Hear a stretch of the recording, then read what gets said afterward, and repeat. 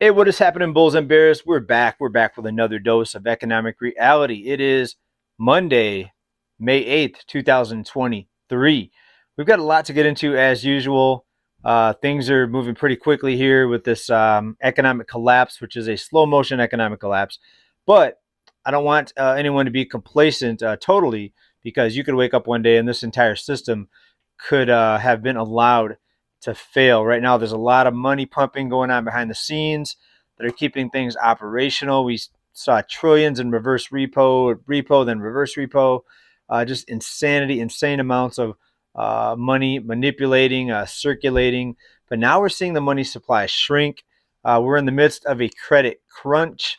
So a lot of things are happening. We haven't really seen big price corrections yet. We haven't seen the stock market correct significantly. But if you are like me, you're waiting for the next surprise situation to pop up. By surprise situation, I'm talking what happened in 2020.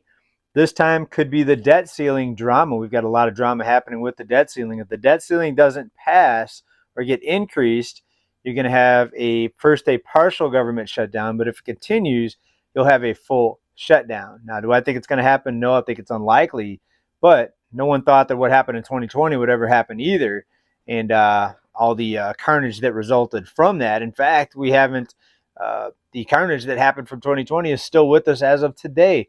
Food lines are exploding. There's some recent articles about how the size of these food lines, people waiting for handouts at food lines, have doubled and tripled, and even worse in some areas. We're going to get to that here in a minute. But first, the debt ceiling drama.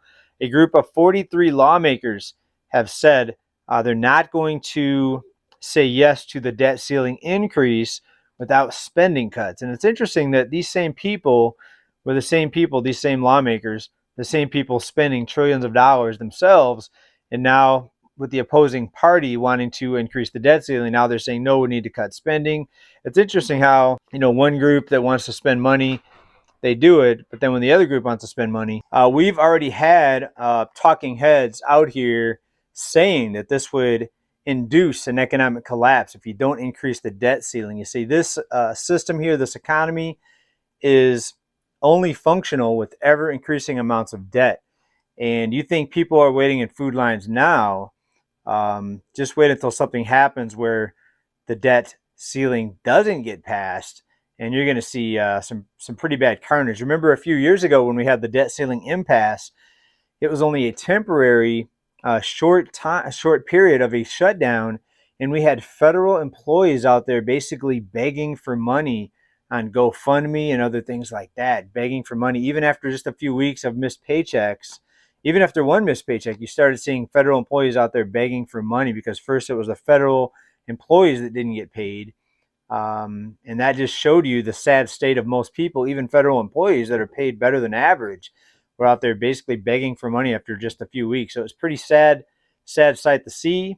Will it happen again? Yeah, I think there could be maybe a temporary shutdown, but ultimately I think they're going to have to raise the debt ceiling. Otherwise, everything comes crashing down. And, these people don't want the system to come crashing down, because that's their own livelihood as well. That's their own paycheck.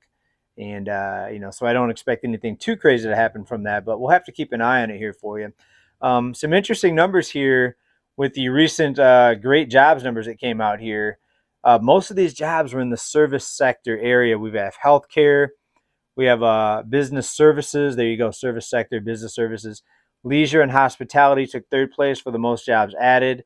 Way down the list were construction and manufacturing at number 5 and number 6. And those are the things we need to do more of here. We need more production. We need more manufacturing. We need more home builders. We need more, cars produced, manufactured, to stop these runaway prices, or to at least have prices come down to some sort of affordability. Speaking of affordability, we know that there's supposed to be this fight against inflation. Well, we have one of the guys out here from the central bank out here saying that the credit squeeze is beginning. This is the guy out of Chicago. His name is Goolsby. There's a name for you, Goolsby. He says the credit squeeze is beginning.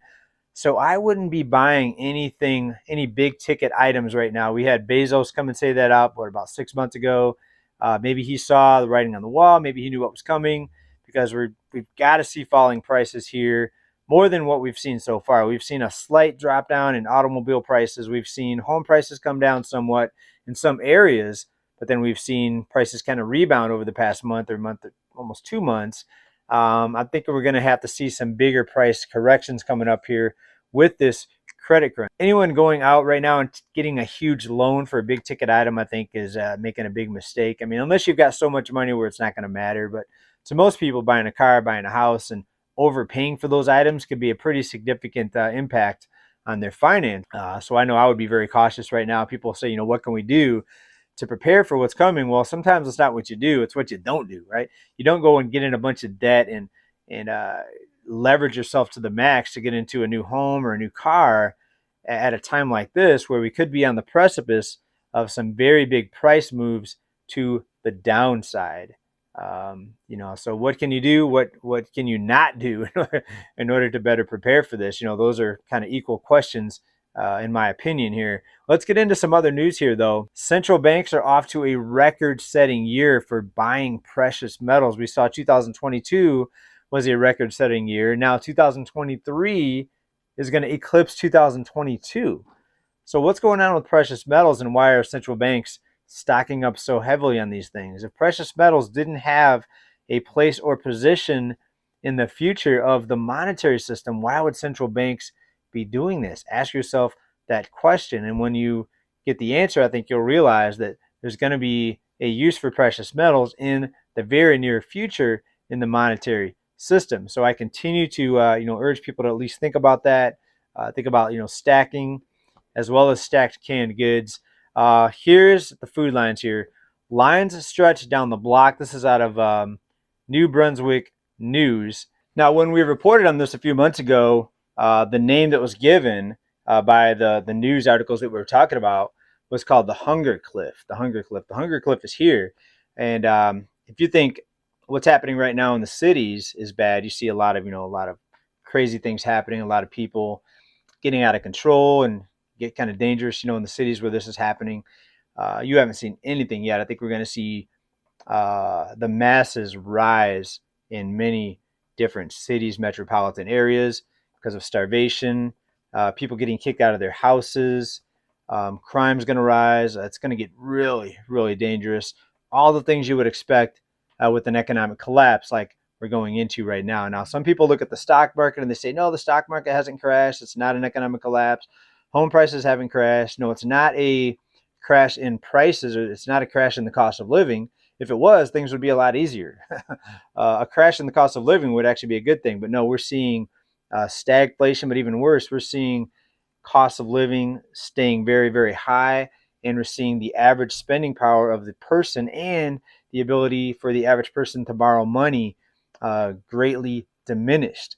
And that's why you see these food lines exploding. You see the debt exploding, credit card debt going up like never before, into the stratosphere. And 2023, just like we predicted, things that have been happening right now with the bank failures, the debt is going to lead to a calamity for so many U.S. households. So when we say how to prepare, when we talk about that, you need to be very, very careful. More people getting catalytic converters stolen off their vehicle. There was a van, I think it was a food truck here in San Diego, was just parked somewhere for a few hours, and I guess they went on lunch break and they came back and they didn't know it. But when they tried to drive off later, they noticed, wow, this is louder than normal. Someone stole their catalytic converter while parked in the daylight on a public street, stole their catalytic converter, somehow got under there and sawed it off in the middle of the day. So this is just one of many examples of how things are crazy.